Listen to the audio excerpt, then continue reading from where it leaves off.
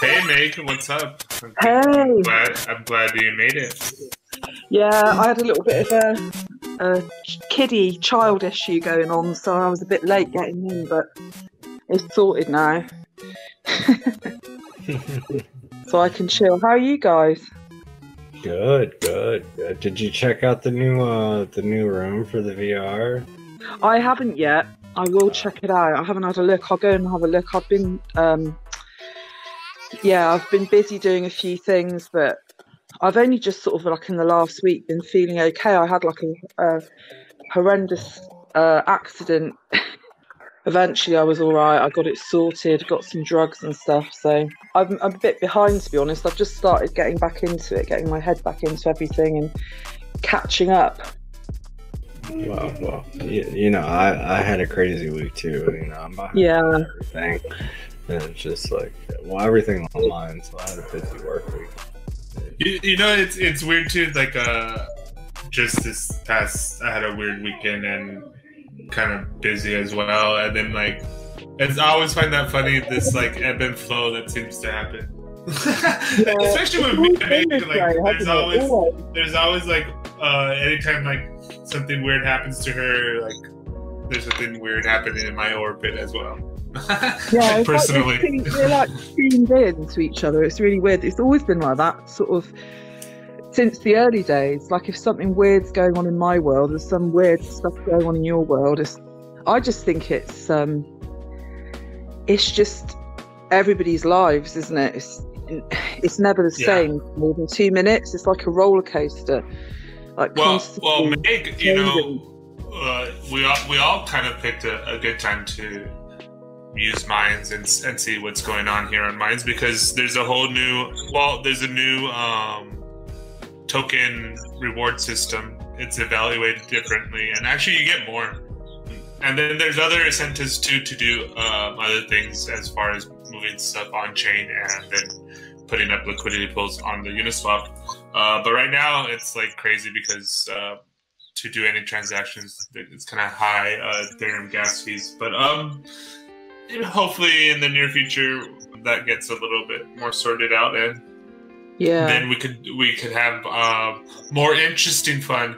And we have Corey here. Hi Corey. I saw. Yeah. Hey, that's great, how's it going? Yeah, cool.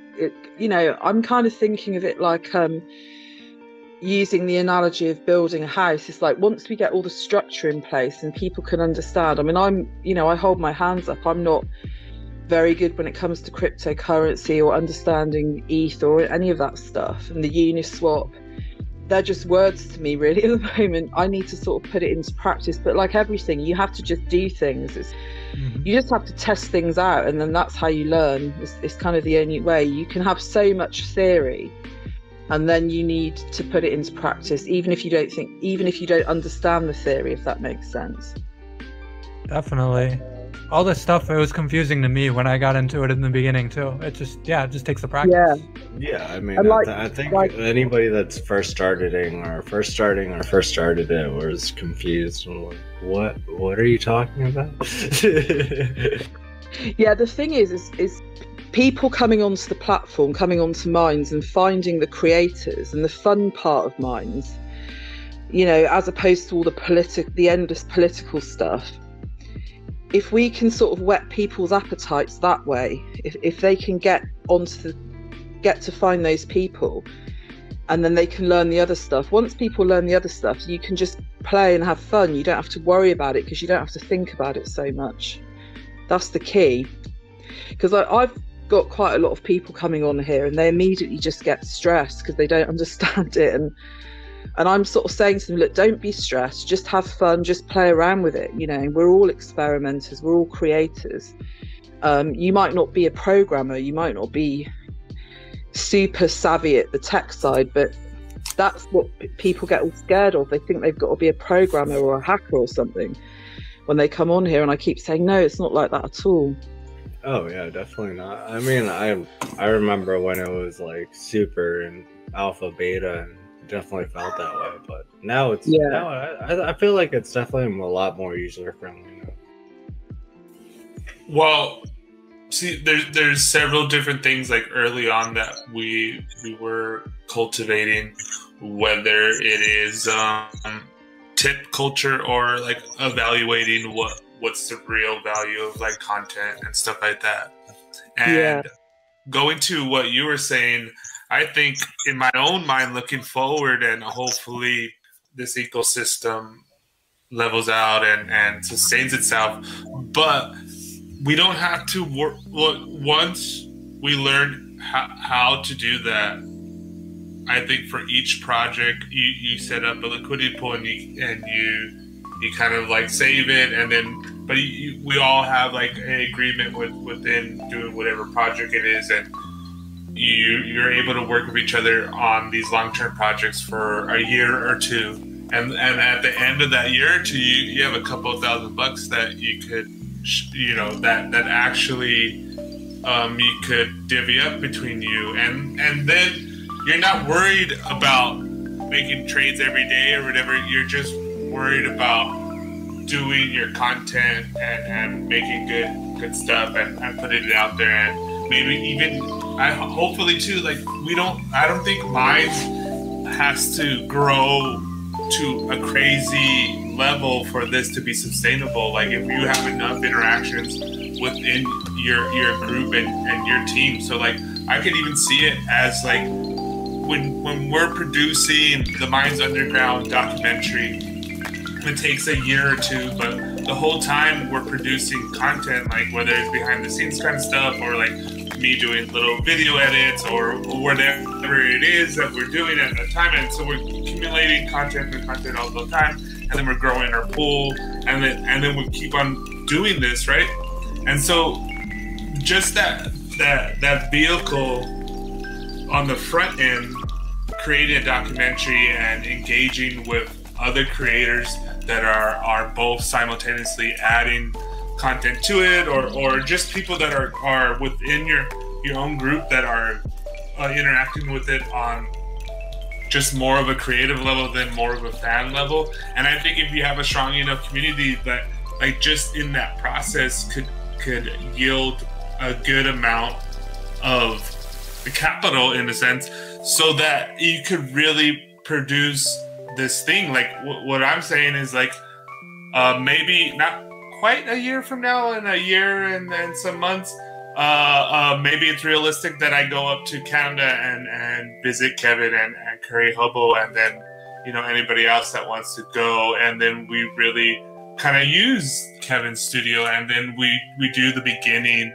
of this project, and we kind of tell basically for everybody who doesn't know what the Minds Underground is, the Minds Underground is basically my story of what Minds is, and it's about the creative underground that kind of persisted throughout this whole time, and then it goes in this ebb and flows. But talking to the early creators, and then up until like I've seen every like kind of different phase of the groups of creators that ebb and flow through Minds. And hopefully too, it's always been kind of like this dream of mine and actually it was an actual dream of Meg, that we had this Minds bus, and we're like traveling to different people's different areas where Minds users are at, and then like kind of have like this spontaneous pop-up creative studio, and then we create something in that moment, whether probably like visit someone for like a weekend, or if it's like, well, Kevin would probably be more a month, and Curry would be there, and so we could do something really cool for the documentary. And I would think, just in my own head, I would create like the beginning and ending, like intro and outros to like just because I have Curry and he's pretty good with the visuals. But you know what I mean? Like, but we could think bigger and longer, and I think this is really interesting tool to invest this. It's funny because of token currency and this kind of velocity of ideas and building an ecosystem based off of our creativity, our ideas, and our like, can we make something that could sustain that? Yeah, definitely. I mean, I think with the the new token and everything, I think that hopefully once you're able to put liquidity in there and you can start earning from it, by swapping it out for ETH and then going from there or whatever, however you're gonna end up doing it. I think that in the long run, it's gonna be able to pay for like little projects or servers or hosting sites, and like you're gonna be able to use that to pay for little things. Yeah, it's kind of like a case of like, well, when we accumulate funds, what we decide to do with it. I mean, I know you were saying, Dan, about divvying it up, but it might be a case if we've got like 3,000 or something, we can just put that into a documentary, or we can put that into the Minds game that we're creating. Or it's a case of what we all decide. We can all kind of have a meeting, decide, well, do we want to reinvest that and do something with it, or are we going to pay ourselves some kind of fee for something? But it might be a case of like for the first year, couple of years, we just reinvest it into things. Yeah, to do that. I don't see me getting paid for anything. Like, I don't want money. I do this for fun. But I mean, it'd be nice to think that in the future we're doing what we love and we can just pay our bills. I don't think any of us have ever been like wanting to be rich or famous or anything like that. It's more to do with the fact that we want to do what we love. We just want to be able to put food on the table. I think there's a slight difference between doing like something like this and things that we normally do, and then maybe the bigger ideas that we have, like to actually make a Minds game. They require a little bit more time and work, and then like those things that we invest in, and then that we will need a little bit more resources to kind of do, and like just I think doing what we do, then based off of that, then we build on top of that, because that's the whole point of like the vapor test, like me doing that thing and then seeing how much you get, how many tokens do you get for a good like video, and then can that grow, and then like just look at it like that, and as that grows, and then you can build on top of that bigger and more produce things if you want to. That's only if you want to. Some of us want to do more interesting things, and which will require some time and effort, and I think this helps us to have more realistic freedom and space to do that in a sense, like and like what Mindsgaming was saying, like later to do certain things that will help the overall like projects, whether it's like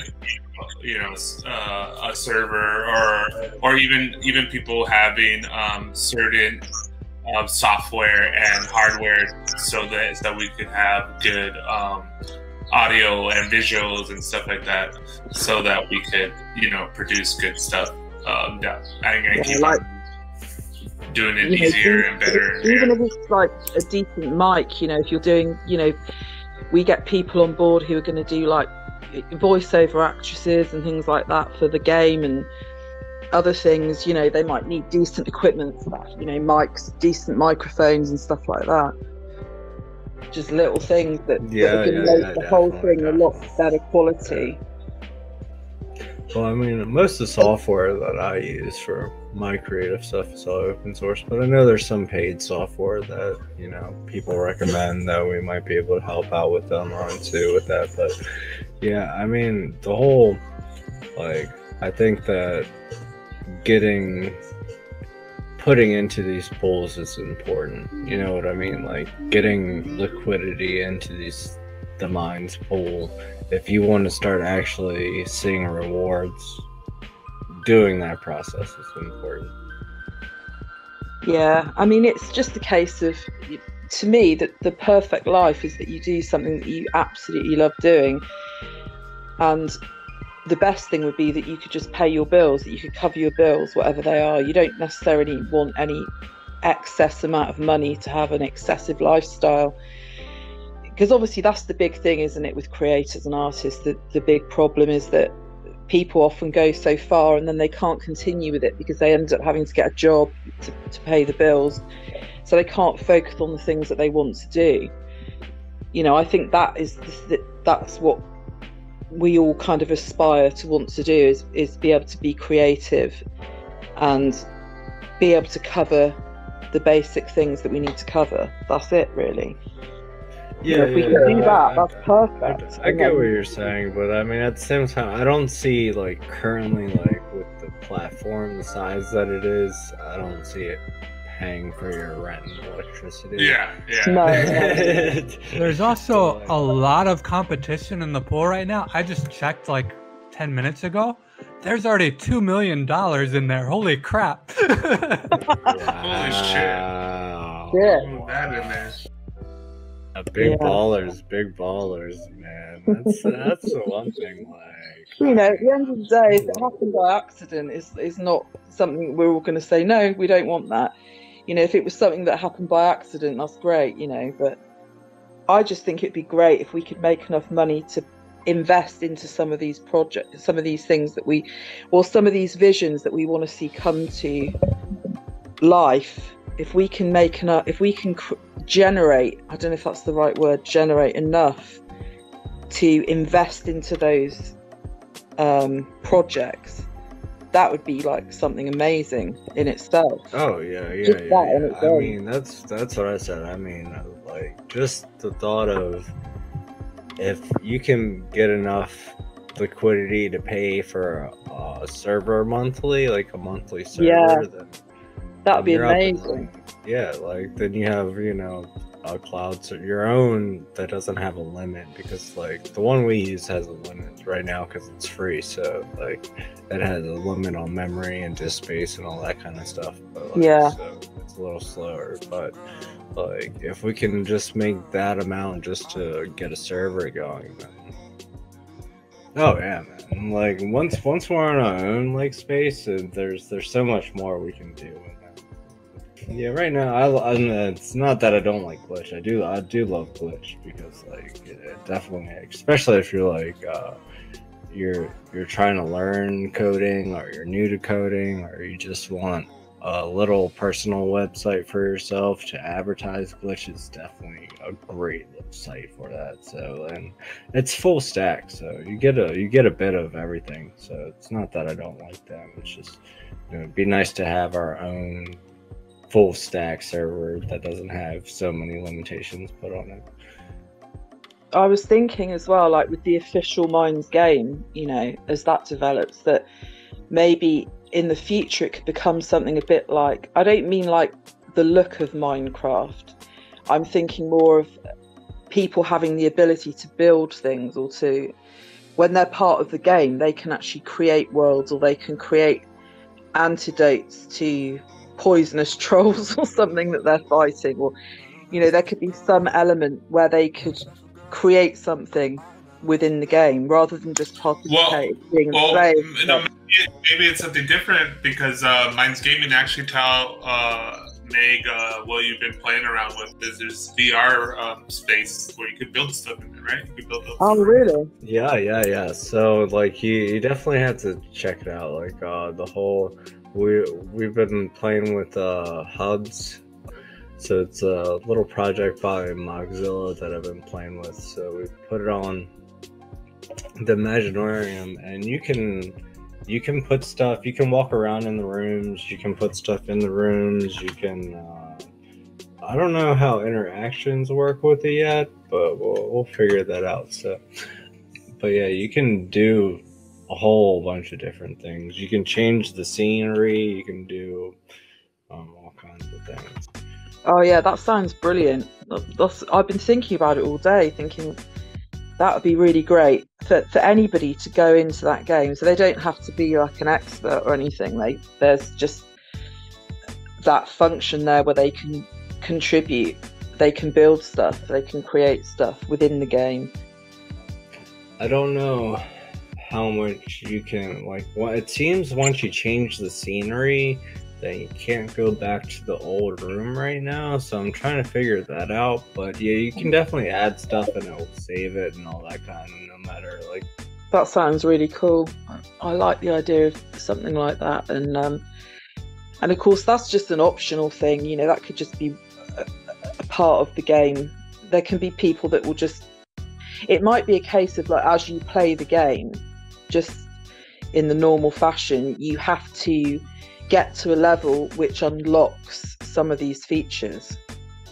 You know, that's kind of like the incentive during the gameplay, is that you complete so many levels, or you complete a certain level, and then it unlocks some of these features where you can actually start to be you can start to participate in creating a new world or a new level or something like that. Well, that's kind of like what is it? Mario Party, where there's like different types of games within the game. Yeah. It could be something really simplistic. It doesn't even have to be that overly. Did we come up with a name for the game yet? No. Michael was supposed to be here, and like he has his own glitch. Have you seen it, Mindsgaming? Yeah. I did see his glitch actually. Yeah, he sent me a link. He was like, "Oh, check this out." I was like, "Oh, awesome." Yeah, Yeah, it's cool. And he's been messing around with Blender, but I think there's not a really name for it yet. I was wondering what the character name would be. Yeah, what, the little shaman character. Yeah, the little mushroom shaman character. We've got to think of a name for him. Yeah. But I don't know why to come up with the name if I don't know if he has the idea. It's like he was the first one to come up with it, and he has a whole website. So I don't know like how far he went down his rabbit hole. I'm waiting on him to kind of get into that. Man, definitely. I mean, he's been pretty good with Blender. He's been using that. Man. Blender. Well, that's the one thing that I also liked about the site is that you inside of it you can create your own scenes. Like, well, we got to go check this out together, man. We got to get on there together and talk. So we can talk on there. Like, really, we do. Like, because there's so much you can do on there. Because if we're on there, we're coming up with these ideas in our heads as we go along. It'll help the process if we're actually in there together. We can all experiment together and try and because there's nothing at this point. Like with that little program, you're doing the same things that I'm doing. Like you're just it's just a drag and drop. There's no like hard coding in it. So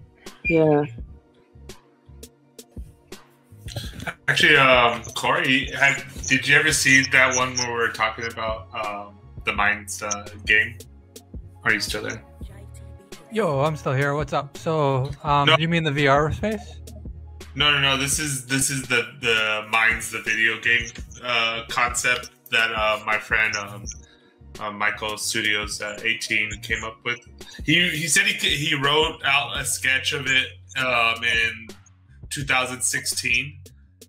But then like later when we were talking like a couple weeks ago, we came up with more of a storyline, and basically like the intro to the game is basically aliens force feed monkeys mushrooms so they can talk to them, and then so basically you start fighting bad ideas with good ideas, and you throw light bulbs, and like you throw them as like little bulbs that like shock Mindsgaming, you came up with like a little intro. What is it? In a world full of trolls, bad advice, and fake news, you would take control of a mysterious ancient shaman with mystical counterculture powers in a winner takes all battle of imagination and knowledge. Yeah, man. I thought that was good, man. It was. I love that. Okay, Corey, what was an early game? I guess what was it? Sonic or Mario? I kind of already think I know since early games that you played when you were younger. Oh, yeah. The first game I played was the initial Mario. Like, I was like 5 years old, and all I knew was the jump button at the beginning. And I would like be in front of the screen just watching him jump. Yeah. Or the one block that never broke, so you just sat there and jumped up and down. God, like the first game I ever played, I was really young, was, I think it was Atari. It was that Pong game.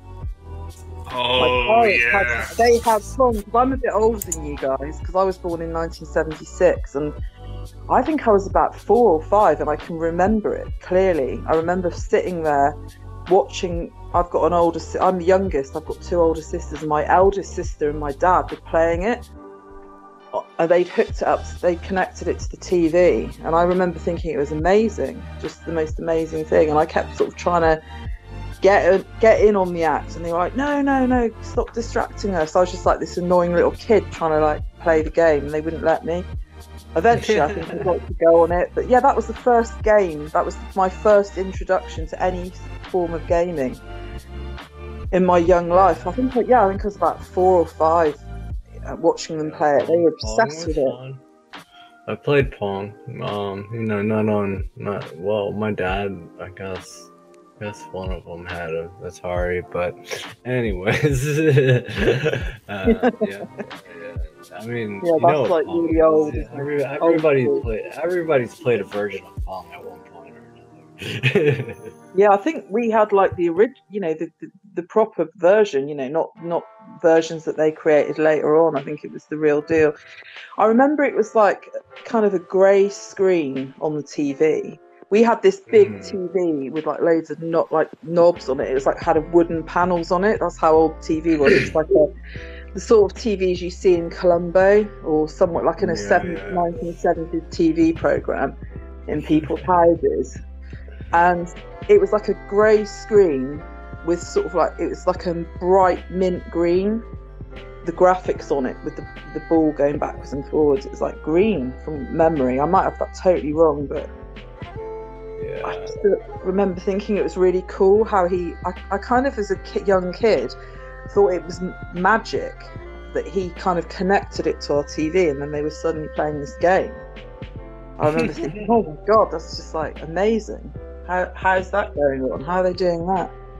But yeah, really cool. I'd love to have like an original Atari, old school console now. I don't know where you'd get one from, and if you could get one, it would probably cost a fortune. Well, yeah, like a original one that's still in good condition. Yeah. That's what I mean, original, perfect condition. Okay, here's another kind of game question. I'll start with Corey. Arcade game. Like, what would, like, if you could, like if money wasn't an object, like, what arcade game would you get? Like, have? Oh man, it's been so long, but I do remember back in the day. You guys probably all played the Simpsons game where you could each be a different character. That was loads of fun. No, like all 4 of us could play it. Like it'd be dope. My cousins had that. They had that. I remember watching them play it. But yeah, we should try and set something like that up and have like an interactive. Those games too were my favorite. I like the X-Men one, arcade one. It's very similar to that one. What about you, Mindsgaming? What would you get? What arcade game? What about you, Meg? Did you play any arcade? Probably Pac-Man was one that I really liked, and then later on you could get like the little console. My mum bought me that, and we went on this holiday to Holland, and my sister had Frogger, and I had Pac-Man, which I thought was great. And my sister was really annoyed because she wanted the Pac-Man. Mindsgaming, what about you? What arcade game would you get? I'd have to get a pinball. Oh yeah. Yeah, like I used to love going to the arcade and playing something ball. Okay, so like what pinball? I remember I used to play like Adam's Family. I'm trying to think of some other ones I used to play. There's some crazy ones sometimes. So yeah. Well, the one at my local arcade was called Space Invaders 3. Oh yeah. Yeah. That's cool. Yeah, so I played that nonstop. It was 2 down from the second machine, so it was Oh, I was love a hardcore. Tekken. I was obsessed with Tekken at one point. It was quite a cool game. There was another game. I think it was the PlayStation. Oh God, I can't remember it. It was like a fighting game, but they were more like mythical creatures, and I can't remember. There was a character that I used to play called Cervantes. He had all these knives and stuff, and I always used to Calibur. win with him. Yeah. I was just saying. I'm pretty sure she's thinking of Soul Calibur. Yes, that's it. I think that's it. And yes, Cervantes was the character that I always used to choose, and I used to beat everybody with him. They were like, "You're not playing that character again because you just beat everybody with it." Nice. Yeah. Whenever anybody tells you you're not allowed to play with somebody, that means you're only allowed to play with that character from now on. It's like, oh, you're not allowed to pick Scorpio. Oh, I picked Scorpio. Damn it. Yeah, I played that game so much at one point that I actually dreamt it. I used to go to sleep and dream that I was in the game. That's how kind of programmed my brain became from playing it so much. Corey, did you put any liquidity in Minds yet? Yeah, no. I put it. Yeah, back in the day and stuff, I put a bit in, but now like my tiny amount is well overshadowed it. But yeah, I, like when Uniswap was early, I was like, wow, like we gotta add liquidity to this. So I was one of the people that added early. You added it before it got here. You're cheating, like I am. But does it connect in your wallet for you though? Yeah, it does. I forgot there was something. I think you have to like make it recognize it somehow. There might be some step you're missing if you don't see it, and sometimes it takes a second to load. Like it's kind of weird a little bit. I'll have to look into it further because I know I did it a long time ago when I first went to Uniswap, but it doesn't show. And I figured just because it was on it's new and you put it in. Oh wait, you did it before, right? Yeah. You're probably one of the people that's in the V1 pool. Because I did notice there's a tiny little bit left in like the version 1. You'd be right. Yeah. You got to migrate it over. There should be, it takes a second for it to recognize, but it should be fine. Just do it on a low gas day because it'll be like, it'll be a transaction to do that. Yeah. All right, cool. Thanks, man. See, even I learned stuff here, guys. Yeah. I hate that they stopped recommending MetaMask. It made me upset with that. MetaMask is just so easy to use with Uniswap.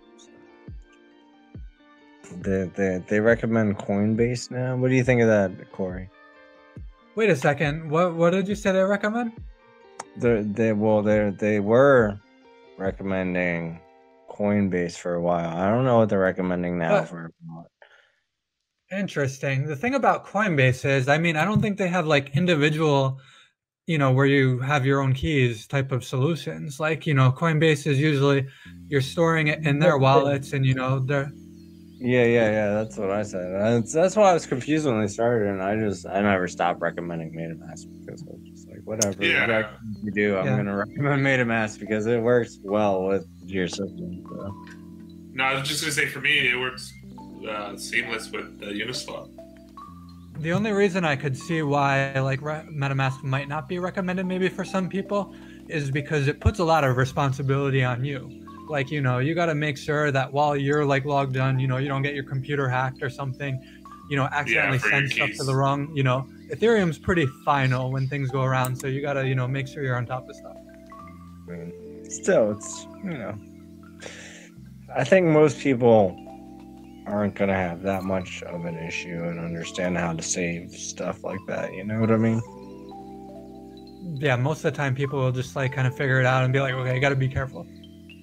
Yeah, I mean, like, do you use a password save, like a password saver, like a log or an app for that, or how do you save your passwords like that?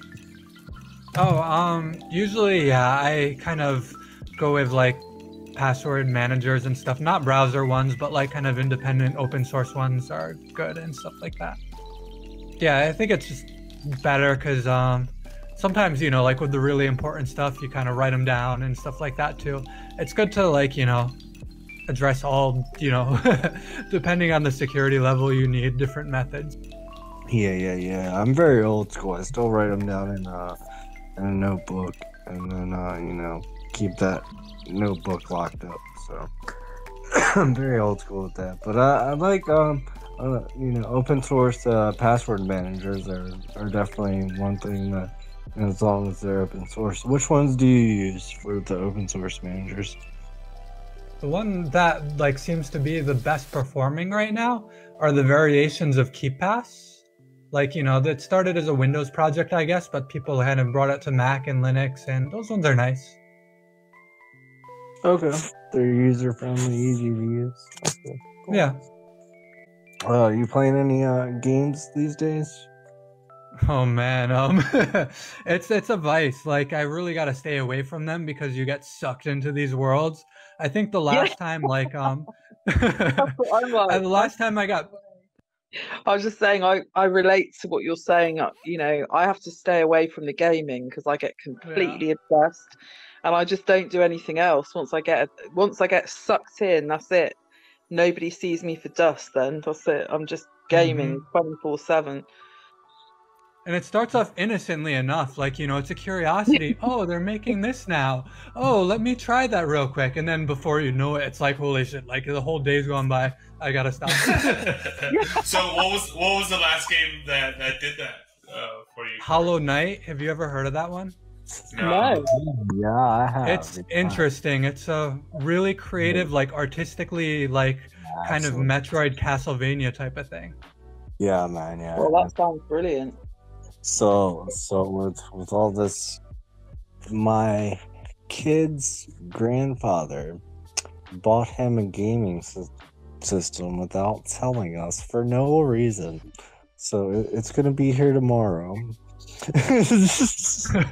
So we won't see you for about a year then. Once you get on that. Yeah, I don't know. We won't be able to get hold of you for a while. I don't even know what system it is yet because I asked him. He was like, "Oh yeah, there's a package coming for you tomorrow. You know, make sure to get it." And I was like, Oh wow. I was like, "What is it?" Oh, I got Mason a gaming system. And I was like, "Oh, okay, cool. You know, whatever." I was like, "What gaming system is?" He was like, "Oh, you know, tomorrow." All right. It's just Yeah, you can get totally obsessed. I mean, my big obsession was Sonic when I was sort of a teenager, and my friends used to come around to my house. It was always at my house. We'd do it, and we'd just get wasted, and we'd spend all day and all night playing Sonic the Hedgehog. You know, when it was like the in thing, when it first came out, sort of in the 90s. yeah, That was the thing. Nice. Yeah, We just used to. what systems do you usually play on, Corey? So back in, when I really played, it was probably like Nintendo 64 would be probably the highlight. Maybe Super Nintendo a little bit before. How about you? Well, I play on the PC mostly. Right now, I have a PlayStation, I have an Xbox, but the PlayStation isn't working for some reason. I haven't figured that out. And then the Xbox I set up, I think last month sometime. So I've been playing on that a little here and there, but mostly I play on the PC. So. Nice. Do you, anything I do now would be at PC. What was that? Prefer the Xbox or the PlayStation generally overall. You know, having What was played, that? I've never played the Xbox. I've never had an Xbox. I've only ever had PlayStation, and obviously years ago I had the Sega Mega Drive, and then I bought my kids. Both my kids have got into Sonic, not because of me, because I was into it. They just came across it naturally, and they played it online. And then I bought them like an old school. It's not an actual retro console, but they recreated the retro console, and you could just buy it with all the games already like loaded into it, all the Sega games and the old school Sonic games, and I bought them that for Christmas, so we spent all Christmas Day playing that, which is kind of cool. But I've never had an Xbox. I've always been into PlayStation, and I've always wanted to try out the Xbox. I've never got round to purchasing one. I just wondered what you preferred out of the PlayStation and the Xbox. Oh, Nintendo. yeah. My youngest daughter's got a Nintendo Switch. That's quite cool. I've played that. The new Nintendo Switch is nice, man. I like it a lot. And with the whole I don't like the whole console wars things, right? Because here's the deal. If you go in and you play, if you've never played a game before on either console, it's all a matter of going in and just playing the same game on both consoles and seeing which one you liked playing more. Yeah. I can't compare between the Xbox and the PlayStation because, to be fair, I've never played the Xbox. Like, we had a Wii. My daughter had a Nintendo Wii. I wasn't really into that. I couldn't get into it. I didn't like that.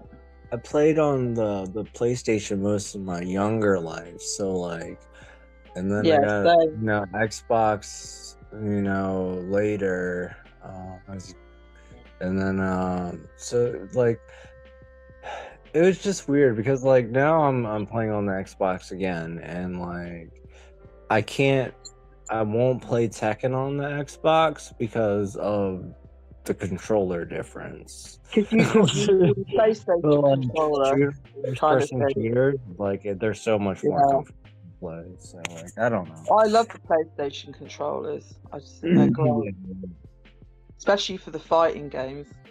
Definitely. Yeah, for like Tekken and the fighting games, definitely. But like first-person shooters, I feel like the controller fits a little better with the Xbox. So I don't know. I play on my PC, so it doesn't matter.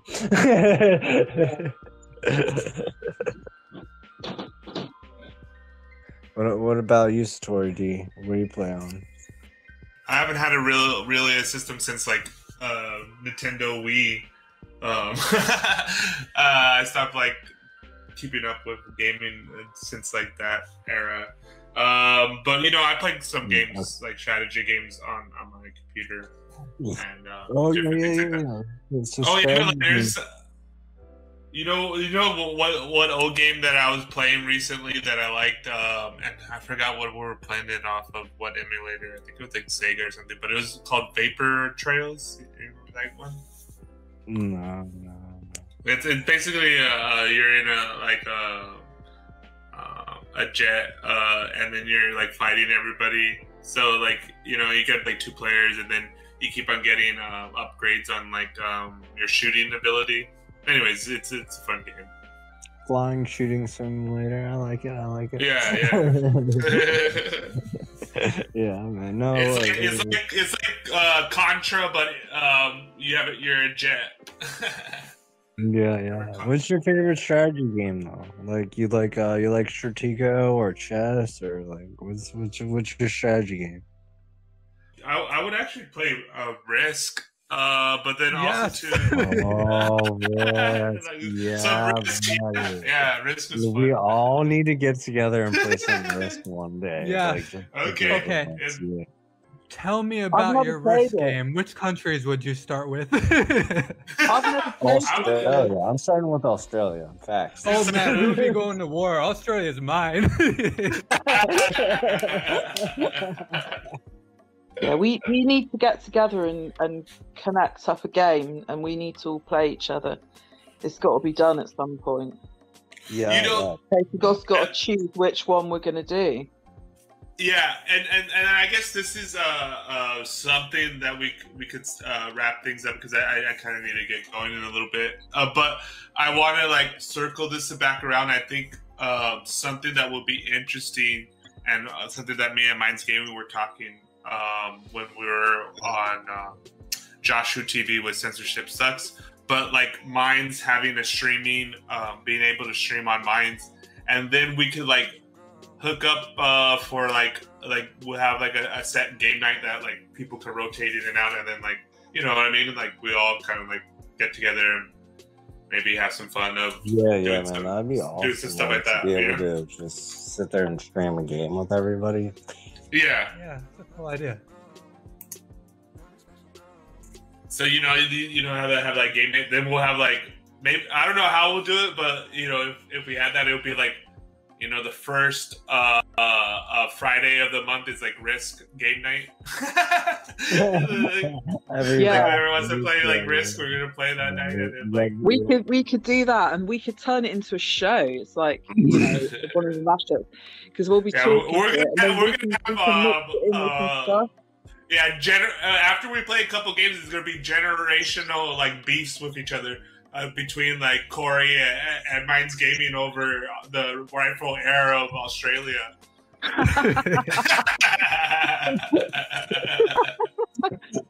We'll have different legions to come after each other. we also have to have like a retro game night where we play really old school games together as well from different eras. Yeah, we already have Mario. So that's do that. Retro gaming. Yeah. We got Mario, so we can do that, and maybe we can get some Sonic somehow. I don't know, man. I don't know how I feel about trying to make some Sonic. They've got to be retro games that are good on an interactive level, rather than a solo level. Like certain games, you know, you play on your own. We could all play on our own web browser and just see how far each other's gets. The first one to die drinks. You know, we're all adults. Well, you know, for like some of those, we'll just have like a scoreboard, like, you know, like it'll be like when you go to like an old school arcade, and then you see whoever has the top score, and then you just trying to making a game inside games is the best part of gaming. Those little inside bets and games while you're playing, they're the most fun. All right, we're gonna stake some Minds tokens on this. The first risk, he wins. You better have some tokens at the ready. And whoever wins just gets all the tokens. Yeah, that's cool. But you do realise we'll probably all put them right back in the pocket. We won't. Yeah, but we definitely. You guys definitely have to check out the hubs link that I sent you. Yeah, I will.